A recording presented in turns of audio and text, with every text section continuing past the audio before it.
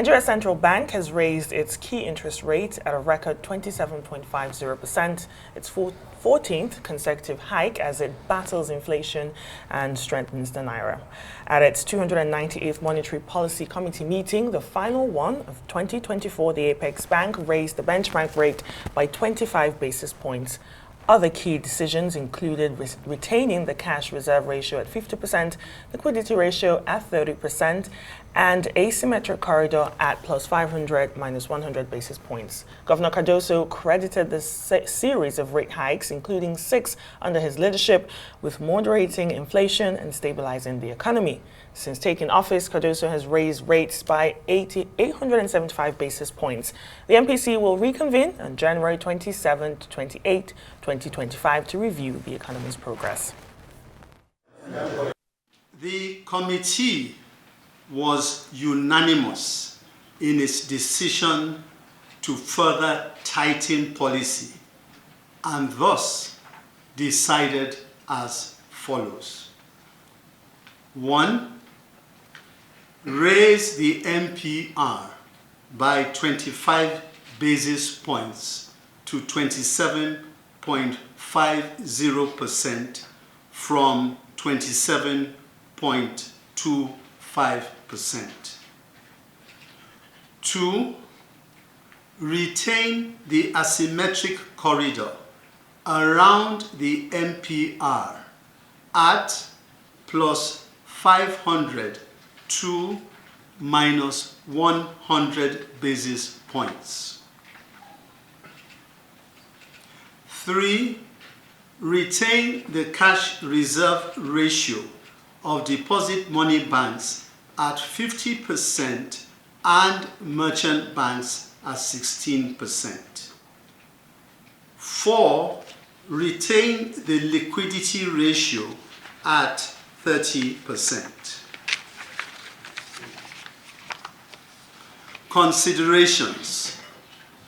The meeting was held on the backdrop of renewed inflationary pressures as the headline food and core measures rose year on year in October 2024. The committee was particularly concerned that all 3 measures also inched up on a month-on-month basis, suggesting the persistence of price pressures with attendant adverse impact on income and welfare of citizens. Members, therefore, agreed unanimously to remain focused in addressing price developments. Nigeria's Central Bank Governor Yemi Cardoso speaking there earlier today. Well, let's bring in economist and financial analyst Steve Nwachukwu for his reactions. Thank you so much for joining us on Newsnight tonight. My pleasure. Thanks. Well, markets expected a hike, but not this minimal, I guess. Let me ask you, did it beat your expectations or were you surprised? No, actually, I wasn't surprised. I expected this hawkish position by the CBN. What that simply suggests is that CBN is helpless. If there is any word better to use, is CBN is quite in a dilemma now. What can I do? There are no supportive fiscal policy decisions from government to support most of their policy decisions regards to those numbers, the cash reserve ratio, the MPR, and the rest of them. It simply suggests that CBN is a bit confused what to do.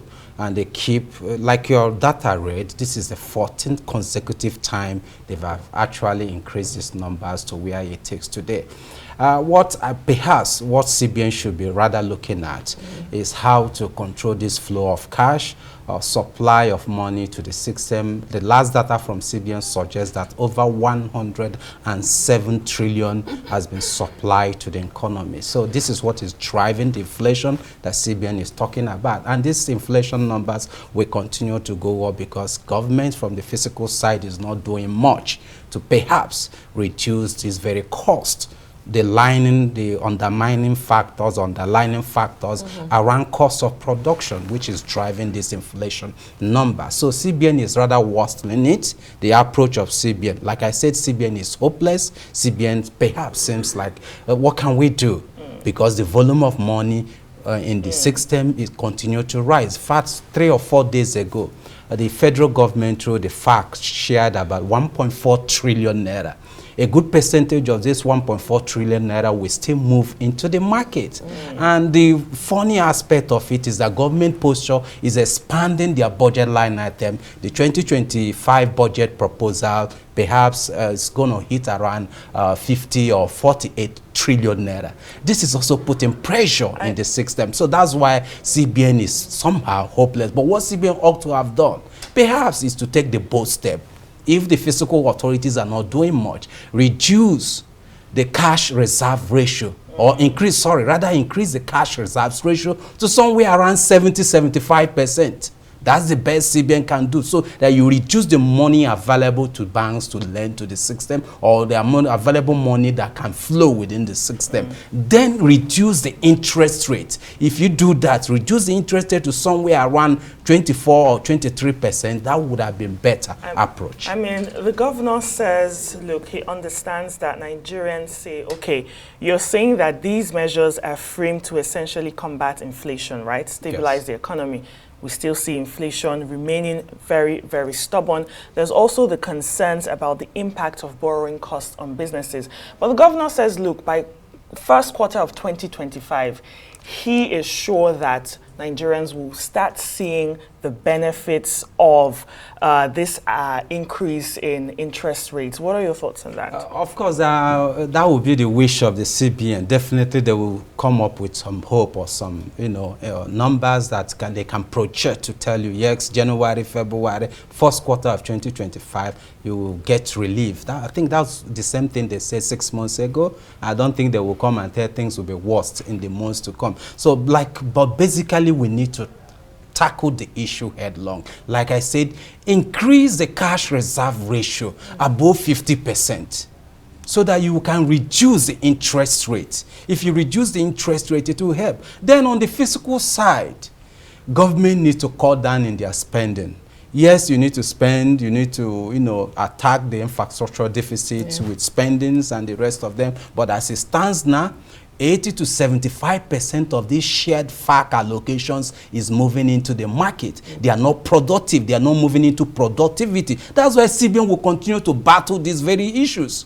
But CBN is handicapped. There's nothing they can't withdraw. They can't stop FAC from sharing these trillions of naira. So what CBN needed, or the federal government needed to do, is to cut down on the spending so that lesser money will be within the system, so that they can tackle this issue of inflation. Because like I said, 75% of this shared FAC allocation, just like they shared 4 or 5 days ago, 1.4 trillion. Puts more pressure. You've made that point, Mr. Nwachukwu. Thank you. But, this was nothing too drastic, 25 basis points, when a lot of analysts quite moderate. A lot of more than what they do, 200%, exactly. 200 basis points. A lot of analysts were expecting 50 basis points and above, and for those analysts, they see that we are reaching a peak to the tightening. Do you buy into their optimism that perhaps this tightening is coming to an end? And then for this minimal movement we've seen, what are the impacts on businesses, really? Okay, before I speak to the impact on businesses, I think let's look at the issue as real as they are. It's not speaking to the end of this very tightening. This truth remains. So you don't share the idea? Oh, I don't share the idea, because this same volume of money will be made available. Like I said, 75% of this money shared is not being productive. They are not moving into productivity. Their salaries and allowances recurrent. And thank you, Esther codes. This money will continue to put pressure. When an SA of governor or PA of governor or PA of executive chairman or a minister they spend luxury. So those money is going to put pressure, causing inflation. We are talking about, they are paying stipends, they are paying salaries and allowances. They are not moving into productivity. These volumes of money, like I said, the last data from CBN, the money supply is about 107 trillion. The next data from CBN will hit 110 trillion. And so what I'm hearing you say is that monetary policy and fiscal policy have to work together. Of course. They have to collaborate. The CBN is trying to rein in inflation, so the fiscal side also should be helping them. And Than exacerbating the situation. And you talked about the cash reserve ratio. It should have been increased rather than being retained. Analysts are predicting some sort of cautious market sentiments, limited drivers for aggressive investments. From your perspective, what sort of additional policy tools should MPC and also the government be employing to drive sort of real economic growth? I know the CBN governor was talking about something about non-residence accounts program in December to make it relatively easy for people in diaspora to open accounts in Nigeria to run their businesses. What sort of other policy I think should that we policy be is, is in financial inclusion, so it has nothing directly to actually address the current situations that are backed by lack of production and consumption economy we have found ourselves. So, but like I said earlier, I think we need more of these policies, good policies from the fiscal side to augment what the CBN is doing. CBN policies or monetary policies cannot address any of these very economic hardship that Nigerians are passing through. It has to be a very deliberate policies of federal government that will address it, just like we had today, that the NNPC, Port Harcourt Refinery, these are the kind of fiscal policies so that you can reduce those pressures that we are having on the exchange rate. If the exchange rate sells around 800 as we speak now, you will see the magic that will happen to the inflation right now. But it will be an automatic magic. So government should be focusing on these very line items or policies of government that will address the fundamentals that has to do with these very key issues. Such as the stability of the currency and all of that. But Stephen Nwachukwu, thank you so much. That's too much we can take on this subject matter. We do appreciate the time on the news tonight. Thank you so much for coming. Always my pleasure. Thank you.